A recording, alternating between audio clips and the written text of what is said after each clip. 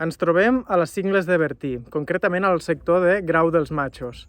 Està a Sant Martí de Centelles i al costat de Centelles. És un sector on el tipus de roca és arenisca. Concretament, aquest tipus de roca, la particularitat que té és que costa molt de que es sobi, es llimi, diguem-ne, amb el pas de tots els escaladors i escaladores. Ara per ara, aquest sector és un puesto on per mi és molt important perquè és on he pogut pujar de grau. Concretament ara us passarem una via en què es diu Misfits, és un 6B, tot i tenir-la ja encadenada 2 o 3 vegades. Ara portava ja temps sense anar a roca, a escalar, i és per això que he volgut gravar aquesta encadena una altra vegada per a veure com jo responia després de tant de temps sense venir a la roca, com em trobava directament, no? Perquè sí que és cert que a vegades, almenys en el meu cas, si porto molt de temps sense anar a roca a escalar i només escalar a boulder, quan torno a roca és bastant complicat a nivell mental el tema d'estar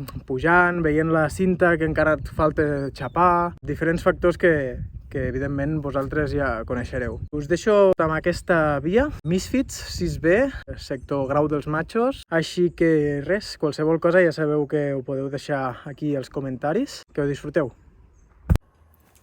Bé, aquesta via comença amb un pas de bloc bastant marcat. Has de posar bé les mans i el peu dret és molt petit, però a la que poses el peu esquerre ja pots bascular bé el pes i pujar cap a dalt. En la meva defensa he de dir que aquesta via, les altres vegades que l'he fet, he tingut la primera cinta xapada i he pujat aquesta primera part de bloc molt més fluidament. I per això ara mateix no estic escalant superbé des del meu punt de vista i des del meu gust, perquè no tenia la primera cinta xapada.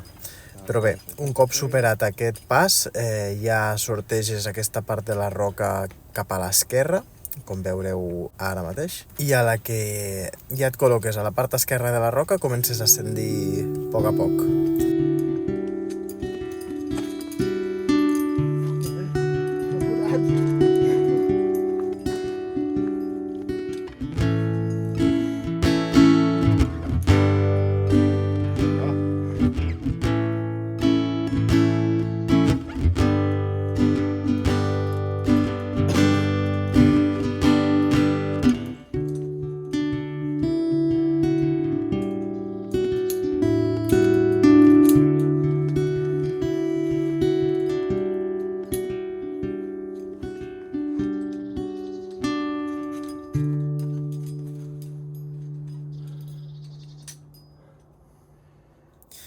La via, conforme vas ascendint, es converteix en un diedre molt marcat i no és tan difícil com jo m'esperava la primera vegada que el vaig fer. Així que a la part de més a dalt hi ha algun passet que és bastant fi i és de confiar molt i la caiguda no és superbona. El risc de caiguda és exposat perquè has d'estar amb els peus oberts per mantenir una estabilitat bona i pujar a poc, sobretot.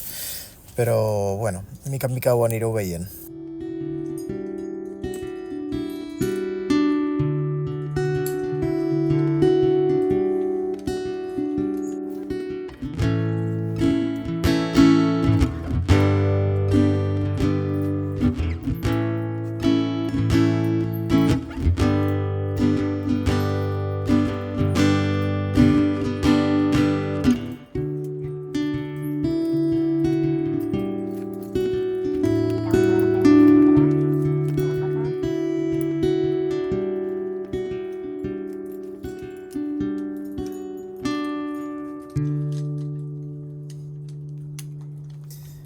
En aquest moment em trobo en una terrassa molt bona per descansar, quasi que s'hi pot fer un bivac i tot.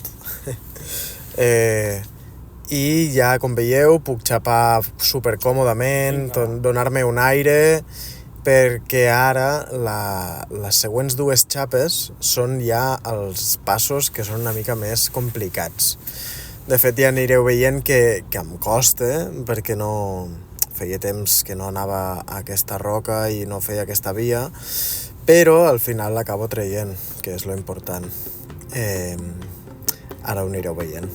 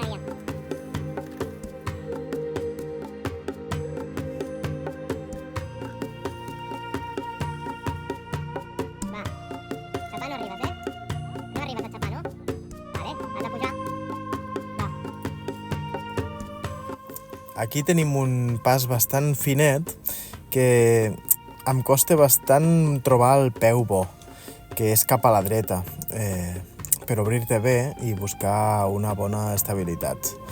I la cinta següent està just a sobre del meu cap, per sobre del diedre. Però al moment en què poso el peu dret ja puc ascendir bé i xapar. Molt bé.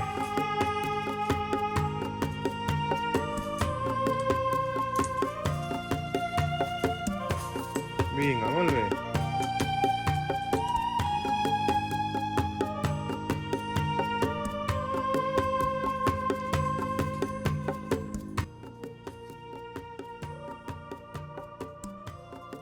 Aquí hi ha un petit moment en què em costa trobar la mà bona per passar cap a la dreta del diedre, però al moment en què la trobo ja veieu que és cosa fàcil i ja pots pujar ràpidament als peus i has d'ascendir una mica més encara per poder arribar a la reunió.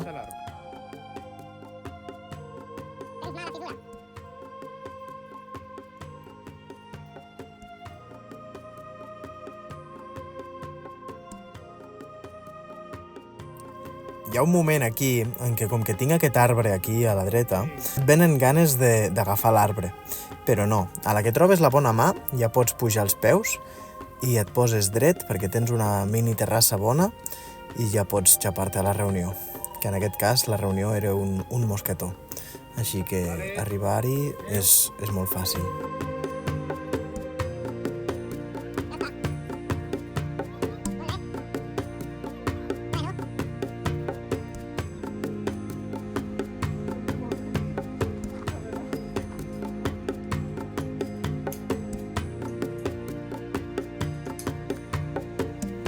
Espero que us hagi agradat el vídeo.